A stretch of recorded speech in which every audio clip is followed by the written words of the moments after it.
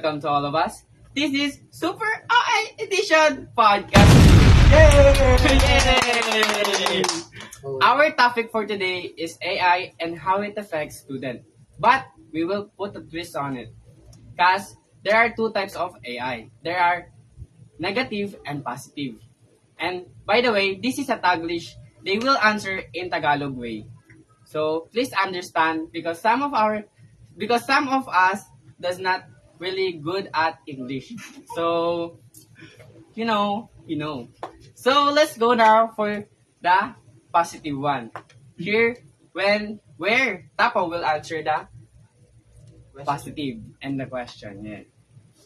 Paano nakakapekto ang AI sa mga estudyante sa positibong paraan? Mas makakakuha ka dito ng kaalaman or example para makuha mo yung kung saan ka nahihirapan or mas mapapalalim mo pa yung kaalaman mo. Kaalaman! So now, let's go to the negative one. Lopez, paano makakapekto ang AI sa mga estudyante sa negatibong way?